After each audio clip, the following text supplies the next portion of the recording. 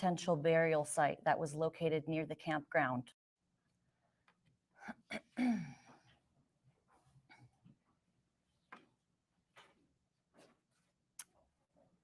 Good afternoon. I'm Angela Musalam, Public Information Officer with the Placer County Sheriff's Office.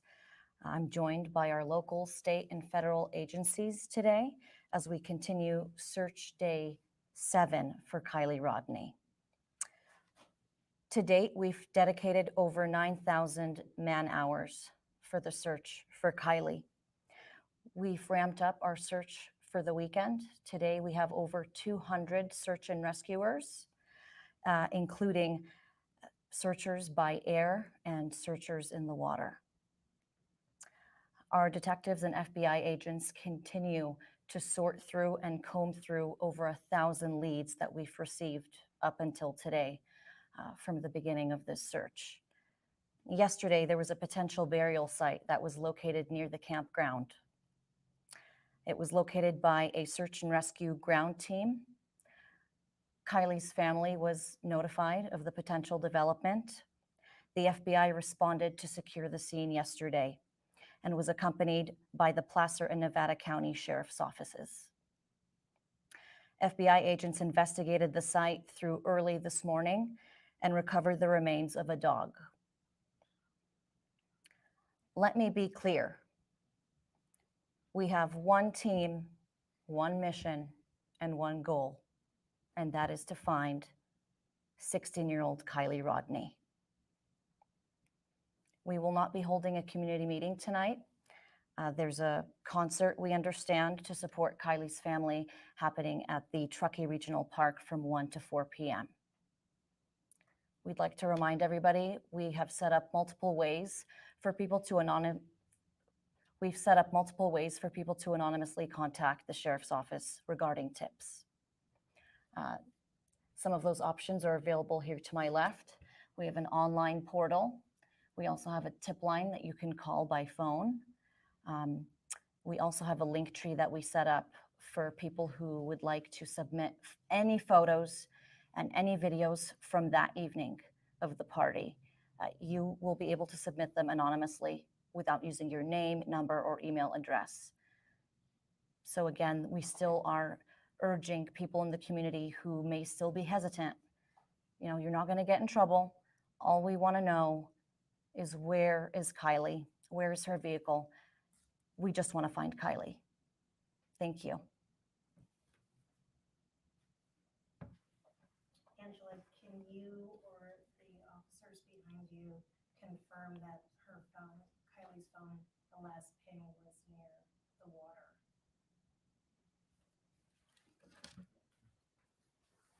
Yeah, the ping for the data points and everything were near the water. It's hard to tell an exact pinpoint or anything like that, but just as much on land as it was on water. That's what I was told, is that it was near the water and searches took place near that vicinity. Are those going to continue? Yeah, today we have 226 searchers, pretty astronomical number. I think the overhead team at the search and rescue, they deployed out all 226 members within about an hour. And so that's a pretty big feat on its own. They've extensively been planning and prepping overnight so that when people get here, we're ready to roll. The area has been walked, driven, flown, grid searched. They're getting into tighter grid searching to, you know, at this point, we're looking for small and anything evidence-wise, as opposed to cars, people, things of that nature, even phones. We're trying to make it even tighter. We had swimmers we announced the other day that actually did surface swimming, so we don't want to disturb the water even underneath, because that can cause its own problems. And divers have been deployed at this point as well to assist in the search, and it's been pretty thorough overall. But yeah, we continue to look for that item as well. Just because it was last ping there, that doesn't mean that that's where the phone stopped being. There's lots of reasons of why those notifications or data points could be lost. Could you tell us what body of water and what time that last ping was? The Prosser Lake is where we're focused on right now. But again, that doesn't mean that that's the last location. So when was the ping that you had? I think the last location known that we've put out, from I think day one is around 12:30 in the morning. There was, this morning I was out by Prosser and there was a dive team from Alameda. But just a few feet to the side, there were people recreating and people going by in a canoe. Are you not afraid about them disturbing any possible evidence that could be there? Yeah, you balance this, shut everybody out, and we don't have evidence to say that there's something that we're going to locate. Are you better off having more eyes in the area or not? There's times where we have shut down areas. We closed off the boat ramp at one point in time to cover like certain area and ground and things like that. So there's always a concern, but we also don't have like a, hey, this is the area. And so at what point do you cut off the entire, Forest Service and things of that nature? So I think we've been reasonable with the areas and times we've had to put in stop gaps to prevent people from moving around, but we do that based off of information. More people around gives us information, but they've been recreating throughout that lake since long before. And so it is tough. A diving operation like that is really almost like you're going into the water blind and they're basically searching with hands, because once you start maneuvering the ground, it's like going through mud. So these are tough operations and there is no right answer for everything, but that's always a concern. Everything is. Do you know about how deep it is right now? Because the water level is so low, below the natural level. The deepest point for Prosser that I was told was 57 feet. Did you have divers out there today and swimmers today? Divers, yes, today. I don't know if they have swimmers out today. Swimmers was a precaution so that we could ensure, to clarify, because there's so many levels to this. We had boats, we had side sonars, which allow you to see things, certain types of fish finders, which can go lower down into the water. But at that point, we still hadn't touched the ground or anything like that. So swimmers on the surface allowed to use masks and see things without murking up the water, just to cover if there's something you could see. Because once you touch the ground, you could potentially have all that earth come back up over any kind of evidentiary item. So divers were the last case scenario in the attempt, because for the most part, you could go in over and over and over again, but potentially you get one shot at it. So trying to use a phased approach that makes the most sense and gets us to where we want to be. And my apologies, I'm new to the area. How large is that lake? I don't know. It's not a very big lake overall. It's a man-made reservoir. And I believe as large as it is, I believe we have extremely good coverage on that lake as well. And what's the name of the dive team? There's a lot of teams out there, so I don't know specifically. I know Alameda was mentioned. I don't know which all teams were brought in, simply because they all showing up today and then some have been added. But I can tell you that numerous agencies from all over California are coming up to assist. 226 searchers is a pretty large number. We're expecting the same tomorrow. Do you expect to go back in the water tomorrow? Depending. It all depends on coverage, right? We want to use our resources for the best purposes. There's bodies of water that we're also interested in. We've been checking, but we have to have purpose and reason for what we're using our searchers for. Are you also calling on the public to help in these like land searches, maybe terrain searches, or is it just law enforcement right now?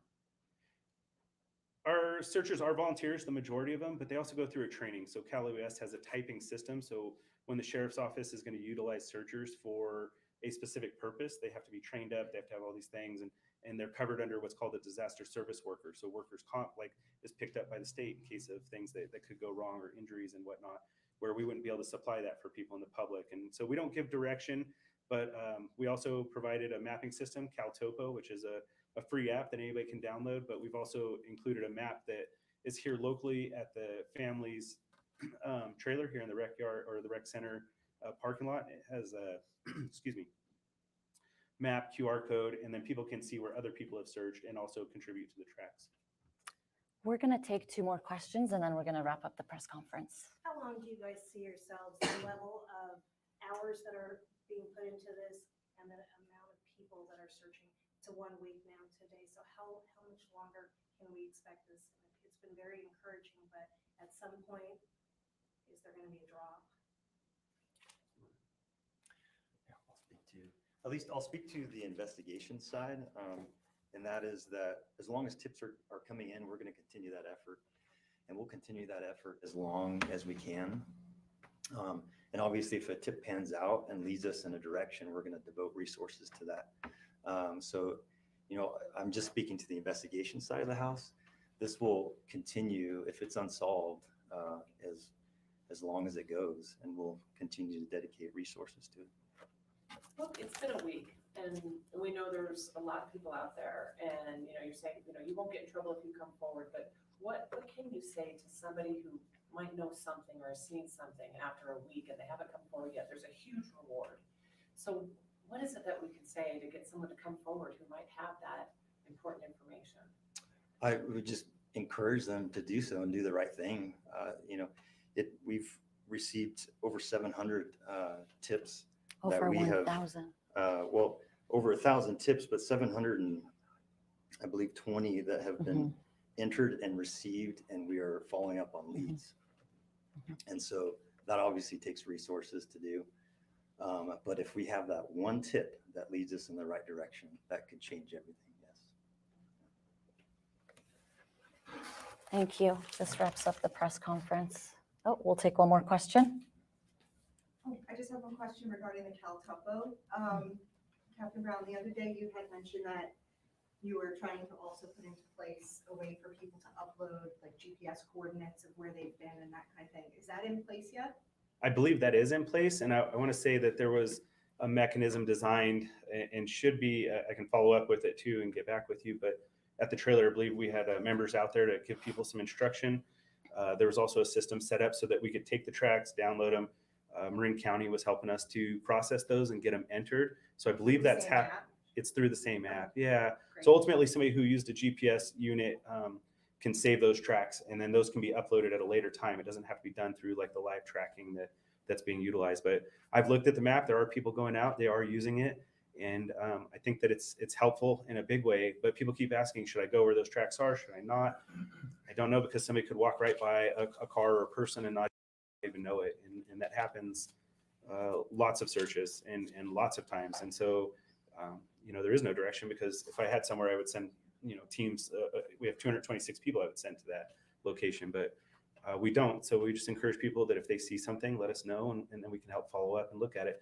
Don't touch things if you see something and you're concerned about it, but let us know. And to follow on what Lieutenant Barnhart said, the search and rescue, of course, is going to have to tailor back at some point in time.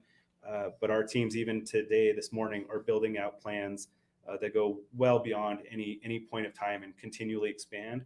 And when that time does come, we'll work on plans of how do we continue to make sure we're up in the area and having a presence, because much like the investigative side, it never stops and never ends. And this is a highly recreated area, so I would just encourage people to keep their eyes out and keep looking around, and let us know if they see something. Even if it's small or little, we'll come take a look and see if it helps us piece things together. Thank you. Thanks. Thank you, everyone, again for being here. This concludes the press conference.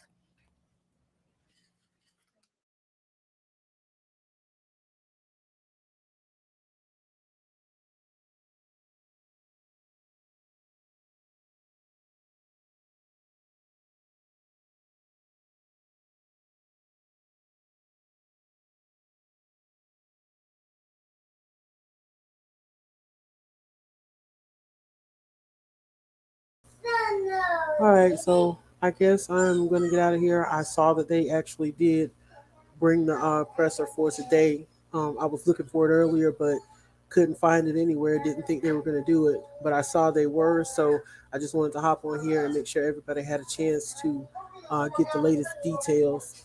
So I'm going to be back tonight at 8 and at 10. We're going to be talking some more about this case.